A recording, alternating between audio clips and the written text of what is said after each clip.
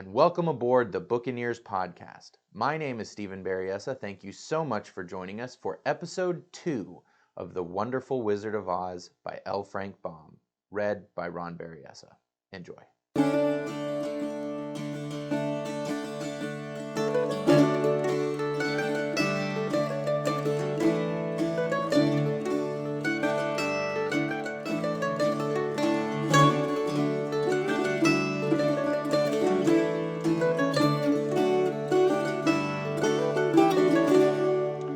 Chapter 5 The Rescue of the Tin Woodman.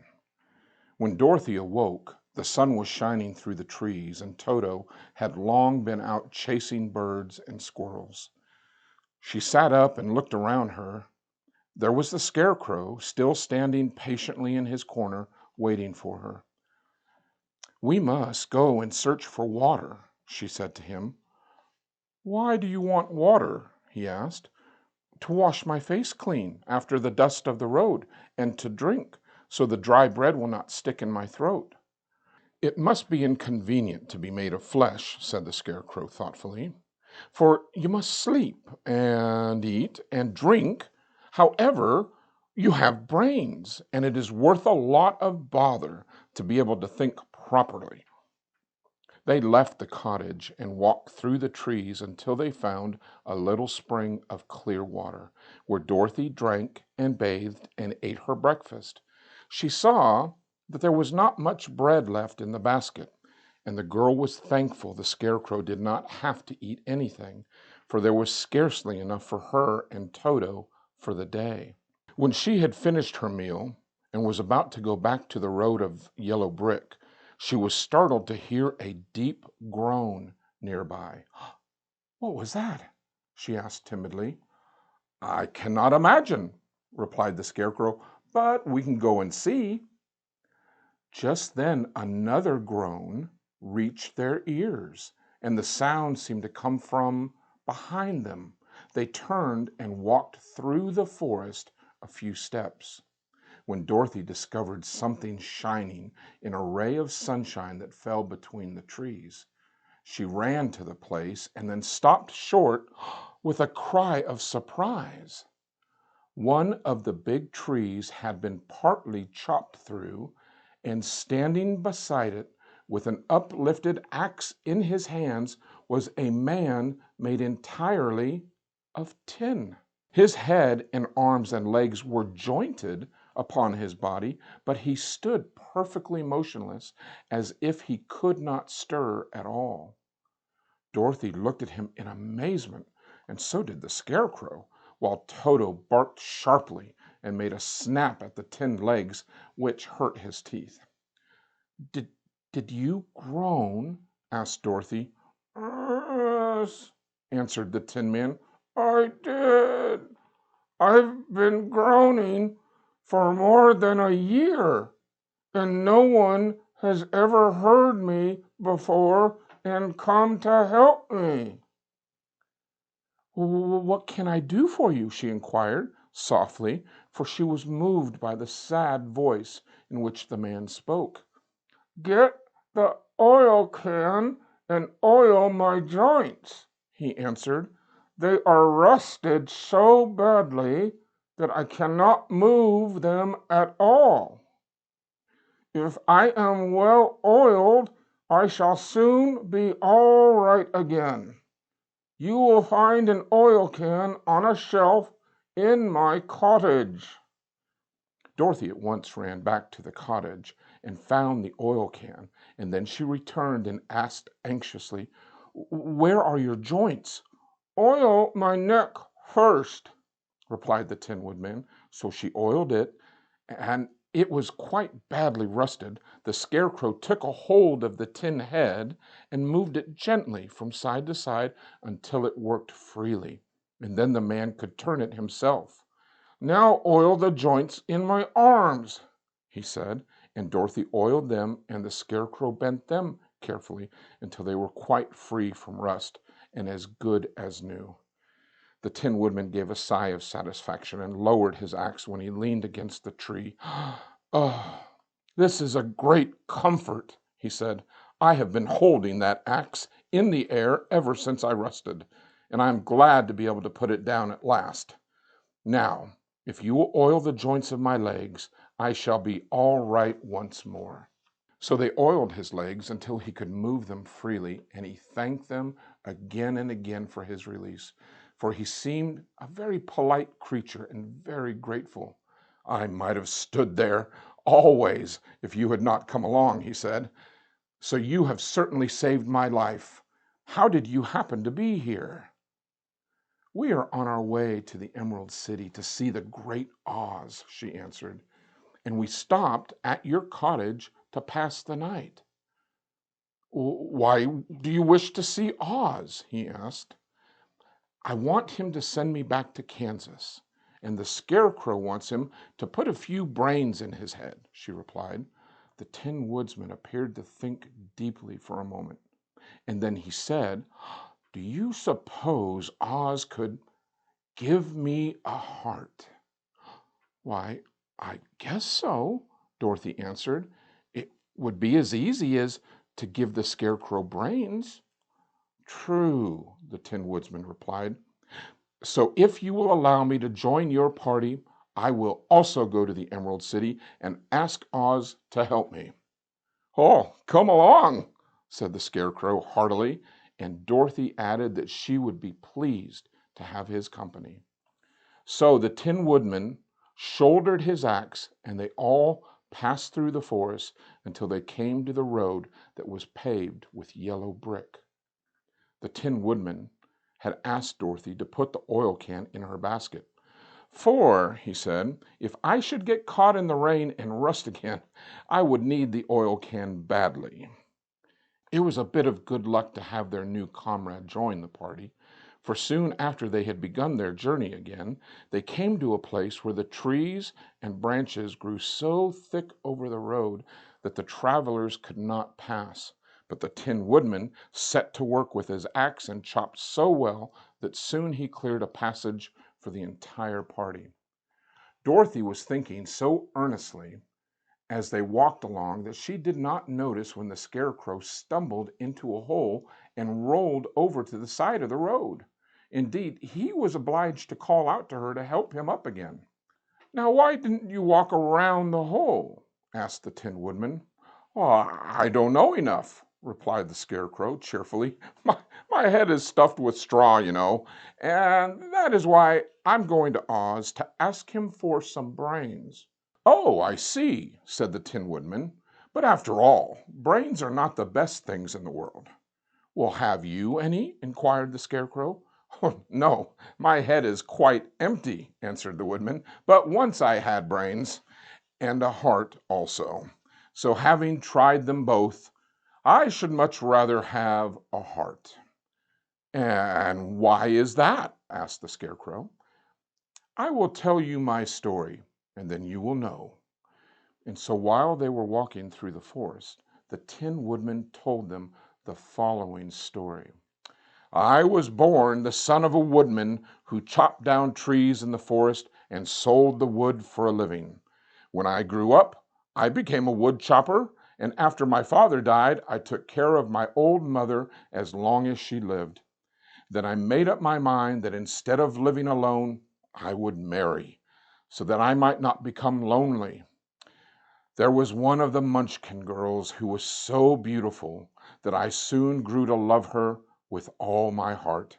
She, on her part, promised to marry me as soon as I could earn enough money to build a better house for her. So I set to work harder than ever. But the girl lived with an old woman who did not want her to marry anyone, for she was so lazy she wished the girl to remain with her and do the cooking and the housework. So the old woman went to the Wicked Witch of the East and promised her 2 sheep and a cow if she would prevent the marriage. Thereupon the Wicked Witch enchanted my axe. When I was chopping at my best one day, for I was anxious to get the new house and my wife as soon as possible, the axe slipped all at once and cut off my left leg. This at first seemed a great misfortune, for I knew a one-legged man could not do very well as a wood chopper. So I went to the tinsmith and had him make me a new leg out of tin. The leg worked very well.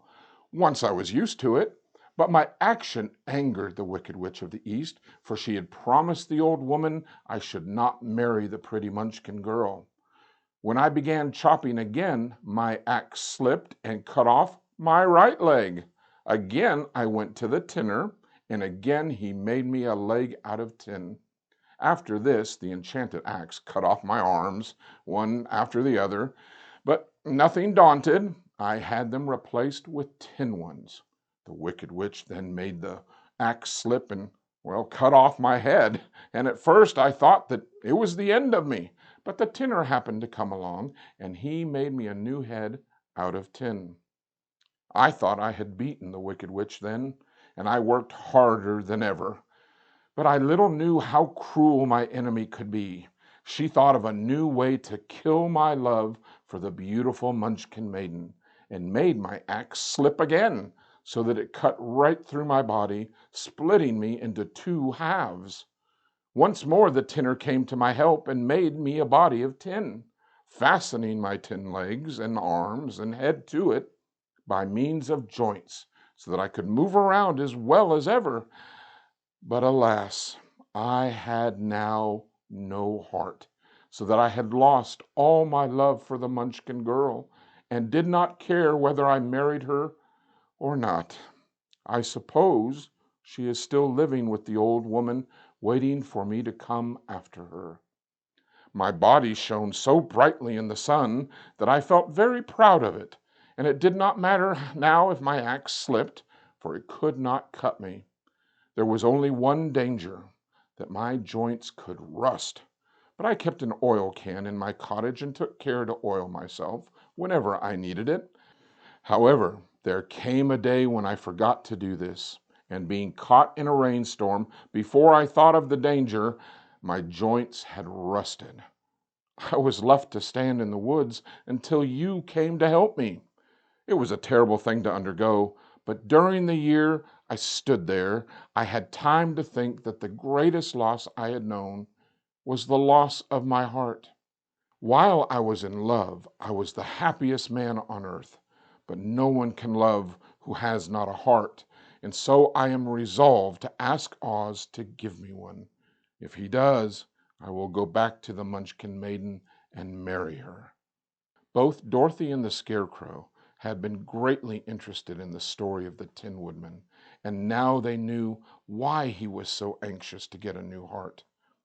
"All the same," said the Scarecrow, "I shall ask for brains instead of a heart, for a fool would not know what to do with a heart if he had one." "I shall take the heart," returned the Tin Woodman, "for brains do not make one happy, and happiness is the best thing in the world." Dorothy did not say anything, for she was puzzled to know which of her two friends was right, and she decided if she could only get back to Kansas and Aunt Em, it did not matter so much whether the Woodman had no brains and the Scarecrow had no heart, for each got what he wanted. What worried her most was that the bread was nearly gone, and another meal for herself and Toto would empty the basket. To be sure, neither the Woodman nor the Scarecrow ever ate anything, but she was not made of tin nor straw, and could not live unless she was fed. Chapter 6: The Cowardly Lion. All this time Dorothy and her companions had been walking through the thick woods. The road was still paved with yellow brick, but they were much covered by dry branches and dead leaves from the trees, and walking was not at all good. There were few birds in this part of the forest, for birds love the open country where there is plenty of sunshine, but now and then there came a deep growl from some wild animal hidden among the trees. These sounds made the little girl's heart beat fast, for she did not know what made them, but Toto knew, and he walked close to Dorothy's side. It did not even bark in return. How long will it be, the child asked of the Tin Woodman, before we are out of the forest? I cannot tell, was the answer, for I have never been to the Emerald City. But my father went there once when I was a boy, and he said it was a long journey through a dangerous country. Although nearer to the city where Oz dwells, the country is beautiful. But I'm not afraid as long as I have my oil can, and nothing can hurt the Scarecrow while you bear upon your forehead the mark of the Good Witch's kiss, and that will protect you from harm. But Toto, asked the girl anxiously, what will protect him? We must protect him ourselves if he is in danger, replied the Tin Woodman. Just as he spoke, there came from the forest a terrible roar, and the next moment a great lion bounded into the road. With one blow of his paw, he sent the Scarecrow spinning over and over to the edge of the road, and then he struck at the Tin Woodman with his sharp claws. But to the lion's surprise, he could make no impression on the tin, although the woodman fell over in the road and lay still. Little Toto, now that he had an enemy to face, ran barking toward the lion, and the great beast had opened his mouth to bite the dog when Dorothy, fearing Toto would be killed and heedless of danger, rushed forward and slapped the lion on his nose as hard as she could while she cried out, "Don't you dare to bite Toto! You ought to be ashamed of yourself, a big beast like you, to bite a poor little dog." Uh, I didn't bite him, said the lion, as he rubbed his nose with his paw where Dorothy had hit him. No, but you tried to, she retorted. You are nothing but a big coward. I know it, said the lion, hanging his head in shame. I've always known it. But how can I help it? I don't know, I'm sure. To think of you striking a stuffed man like poor Scarecrow. Uh, is he stuffed? Asked the lion in surprise, as he watched her pick up the Scarecrow and set him upon his feet, while she patted him into shape again. Of course he's stuffed, replied Dorothy, who was still angry. Oh, that's why he went over so easily, remarked the lion. Oh, it astonished me to see him whirl around so. Is the other one stuffed also? No, said Dorothy, he's made of tin, and she helped the woodman up again. Oh, that's why he nearly blunted my claws, said the lion. When they scratched against the tin, it made a cold shiver run down my back. What is that little animal you were so tender of? He is my dog, Toto, answered Dorothy. Is he made of tin or stuffed? Asked the lion. Neither. He's a meat dog, said the girl. Oh, he's a curious animal, and he seems remarkably small. Now that I look at him, no one would think of biting such a little thing except a coward like me, continued the lion sadly. Well, what makes you a coward? Asked Dorothy, looking at the great beast in wonder, for he was as big as a small horse. Oh, it's a mystery, replied the lion. I suppose I was born that way. All the other animals in the forest naturally expect me to be brave, for the lion is everywhere thought to be the king of the beasts.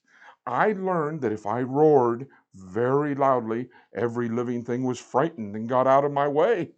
Whenever I met a man, I've been awfully scared, but I just roared at him and he would always run away as fast as he could go. If elephants and tigers and bears had ever tried to fight me, I should have run myself. And I'm such a coward. But just as soon as they hear me roar, they all try to get away from me, and of course I let them go. Well, that isn't right. The king of the beasts shouldn't be a coward, said the Scarecrow. I know it, replied the lion, wiping a tear from his eye with the tip of his tail. It's my great sorrow and makes my life very unhappy. But whenever there is danger, my heart begins to beat fast. Well, perhaps you have heart disease, said the Tin Woodsman. Oh, it may be, said the lion. "If you have," continued the Tin Woodman, "you ought to be glad, for it proves you have a heart. For my part, I have no heart, so I cannot have heart disease." "Oh, perhaps," said the Lion thoughtfully, "if I had no heart, I should not be a coward." "Have you brains?" asked the Scarecrow. "I suppose so. I've never looked to see," replied the Lion. "I am going to the Great Oz to ask him to give me some," replied the Scarecrow, "for my head is stuffed with straw." "And I'm going to ask him to give me a heart," said the Woodsman. "And I'm going to ask him to send me and Toto back to Kansas," asked Dorothy. "Well, do you think Oz would give me courage?" asked the Cowardly Lion. "Just as easily as he could give me brains," said the Scarecrow. "Or give me a heart," said the Tin Woodsman. "Or send me back to Kansas," said Dorothy. "Well, then, if you don't mind, I'll go with you," said the Lion, "for my life is simply unbearable without a bit of courage." "You will be very welcome," answered Dorothy, "for you will help to keep away the other wild beasts. It seems to me they must be more cowardly than you if they allow you to scare them so easily." "Oh, they really are," said the Lion, "but that doesn't make me any braver, and as long as I know myself to be a coward, I shall be unhappy." So once more the little company set off upon the journey. The Lion walked with stately strides at Dorothy's side. Toto did not approve this new comrade at first, for he could not forget how nearly he had been crushed between the Lion's great jaws. But after a time he became more at ease, and presently Toto and the Cowardly Lion had grown to be good friends. During the rest of that day there was no other adventure to mar the peace of their journey. Once, indeed, the Tin Woodman stepped upon a beetle that was crawling upon the road and killed the poor little thing.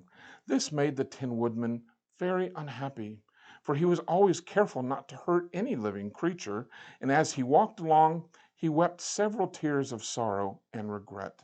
Those tears ran slowly down his face and over the hinges of his jaw, and there they rusted.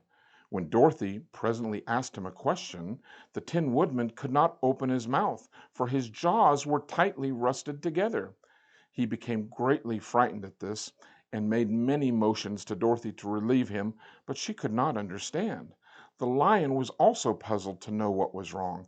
But the Scarecrow seized the oil can from Dorothy's basket and oiled the Woodsman's jaws, so that after a few minutes he could talk as well as before.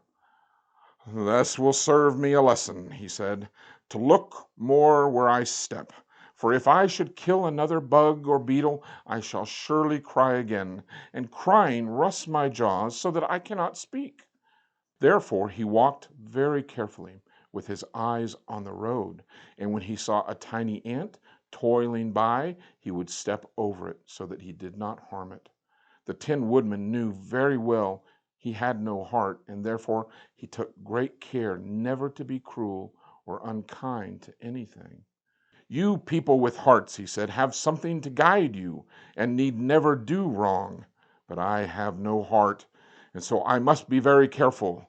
When Oz gives me a heart, of course, I needn't mind so much." Chapter 7. The Journey to the Great Oz. They were obliged to camp out that night under a large tree in the forest, for there were no houses near. The tree made a good thick covering to protect them from the dew, and the Tin Woodman chopped a great pile of wood with his axe, and Dorothy built a splendid fire that warmed her and made her feel less lonely. She and Toto ate the last of their bread, and now she did not know what they would do for breakfast. "If you wish," said the Lion, I will go into the forest and kill a deer for you, and you can roast it by the fire, since your tastes are so peculiar that you prefer cooked food, and then you will have a very good breakfast." "Don't, please don't," begged the Tin Woodman. I should certainly weep if you killed a poor deer, and then my jaws would rust again." So the lion went away into the forest and found his own supper, and no one ever knew what it was, for he didn't mention it. And the Scarecrow found a tree full of nuts and filled Dorothy's basket with them, so that she would not be hungry for a long time. She thought this was very kind and thoughtful of the Scarecrow, but she laughed heartily at the awkward way in which the poor creature picked up the nuts. His padded hands were so clumsy and the nuts were so small that he dropped almost as many as he put in the basket. But the Scarecrow did not mind how long it took him to fill the basket, for it enabled him to keep away from the fire, as he feared a spark might get into his straw and burn him up. So he kept a good distance away from the flames and only came near to cover Dorothy with dry leaves when she lay down to sleep. These kept her very snug and warm, and she slept soundly until morning. When it was daylight, the girl bathed her face in a little rippling brook, and soon after they all started toward the Emerald City. This was an eventful day for the travelers. They had hardly been walking an hour when they saw before them a great ditch that crossed the road and divided the forest as far as they could see on either side. It was a very wide ditch, and when they crept up to the edge and looked into it, they could see it was also very deep, and there were many big, jagged rocks at the bottom. The sides were so steep that none of them could climb down, and for a moment it seemed that their journey must end. "Oh, what shall we do?" asked Dorothy despairingly. "I haven't the faintest idea," said the Tin Woodsman, and the lion shook his shaggy mane and looked thoughtful. But the Scarecrow said, "Well, we cannot fly, that is certain. Neither can we climb down into this great ditch. Therefore, if we cannot jump over it, we must stop where we are." I, I think I could jump over it," said the Cowardly Lion, after measuring the distance carefully in his mind. "Then we are all right," answered the Scarecrow, "for you can carry us over on your back one at a time." "Well, I'll try it," said the lion. "Who will go first?" "I will," declared the Scarecrow, "for if you found that you could not jump over the gulf, Dorothy would be killed, or the Tin Woodsman badly dented on the rocks below. But if I am on your back, it will not matter so much, for the fall will not hurt me at all." "I'm terribly afraid of falling myself," said the Cowardly Lion, "but I suppose there is nothing to do but try it. So get on my back, and we will make an attempt." The Scarecrow sat on the lion's back, and the big beast walked to the edge of the gulf and crouched down. "Oh, well, why don't you run and jump?" asked the Scarecrow. "Well, because that isn't the way we lions do things," he replied. Then, giving a great spring, he shot through the air and landed safely on the other side. They were all greatly pleased to see how easily he did it, and after the Scarecrow had got down from his back, the lion sprang across the ditch again. Dorothy thought she would go next, so that she took Toto in her arms and climbed on the lion's back, holding tightly to his mane with one hand. The next moment it seemed as if she were flying through the air, and then before she had time to think about it, she was safe on the other side. The lion went back a third time and got the Tin Woodman, and they all sat down for a few moments to give the beast a chance to rest, for his great leaps had made his breath short, and he panted like a big dog has been out running too long. They found the forest very thick on this side, and it looked dark and gloomy. After the lion had rested, they started along the road of yellow brick, silently wondering, each in his own mind, if ever they would come to the end of the woods and reach the bright sunshine again. To add to their discomfort, they soon heard strange noises in the depths of the forest, and the lion whispered to them that it was in this part of the country that the Kalidas lived. "What is a Kalida?" asked the girl. "They are monstrous beasts with bodies like bears and heads like tigers," replied the lion, "and with claws so long and sharp that they could tear me in two as easily as I could kill Toto. I'm terribly afraid of the Kalidas." "I'm not surprised that you are," returned Dorothy. "They must be dreadful beasts." The lion was about to reply when they suddenly came to another gulf across the road, but this one was so broad and deep that the lion knew at once that he could not leap across it. So they sat down to consider what they should do, and after serious thought, the Scarecrow said, "Ah, here is a great tree standing close to the ditch. If the Tin Woodman can chop it down so that it will fall to the other side, we can walk across it easily." "That is a first-rate idea," said the lion. "Oh, one would almost suspect you had brains in your head instead of straw." The woodman set to work at once, and so sharp was his axe that the tree was soon chopped nearly through. Then the lion put his strong front legs against the tree and pushed with all his might, and slowly the big tree tipped and fell with a crash across the ditch and with its top branches on the other side. They had just started to cross this queer bridge when a sharp growl made them all look up, and to their horror they saw running towards them two great beasts with bodies like bears and heads like tigers. "Oh, they are the Kalidas," said the Cowardly Lion, beginning to tremble. "Oh, quick," said the Scarecrow, "let us cross over." So Dorothy went first, holding Toto in her arms. The Tin Woodsman followed. The Scarecrow came next. The lion, although he was certainly afraid, turned to face the Kalidas, and then he gave so loud and terrible a roar that Dorothy screamed, and the Scarecrow fell over backwards, while even the fierce beasts stopped short and looked at him in surprise. But seeing that they were bigger than the lion, and remembering that there were two of them and only one of him, the Kalidas again rushed forward, and the lion crossed over the tree and turned to see what they would do next. Without stopping an instant, the fierce creatures also began to cross the tree, and the lion said to Dorothy, "Oh, we are lost, for they will surely tear us to pieces with their sharp claws. But stand close to me, and I will fight them as long as I am alive."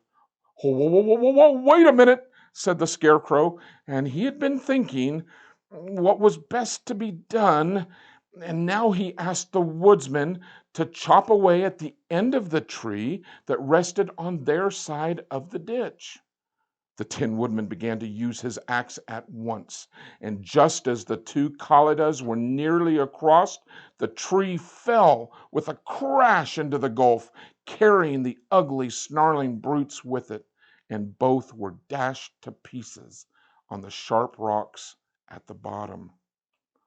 "Well," said the Cowardly Lion, drawing a long breath of relief, "I see we are going to live a little while longer, and I'm glad of it, for it must be a very uncomfortable thing to not be alive. Those creatures frightened me so badly that my heart is beating yet." "Ah," said the Tin Woodman sadly, "I wish I had a heart to beat." This adventure made the travelers more anxious than ever to get out of the forest, and they walked so fast that Dorothy became tired and had to ride on the lion's back. To their great joy, the trees became thinner the farther they advanced, and in the afternoon they suddenly came upon a broad river flowing swiftly just before them. On the other side of the water, they could see the road of yellow brick running through a beautiful country with green meadows dotted with bright flowers, and all the road bordered with trees hanging full of delicious fruits. They were greatly pleased to see this delightful country before them. "Well, how shall we cross the river?" asked Dorothy. "Oh, that is easily done," replied the Scarecrow. "The Tin Woodsman must build us a raft so that we can float to the other side." So the Woodsman took his axe and began to chop down small trees to make a raft.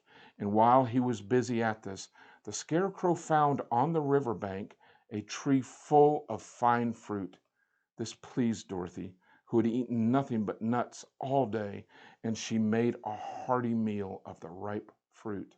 But it takes a while to make a raft, even when one is as industrious and untiring as the Tin Woodman. And when night came, the work was not done, so they found a cozy place under the trees where they slept well until the morning. And Dorothy dreamed of the Emerald City and of the good Wizard Oz, who would soon send her back to her own home again.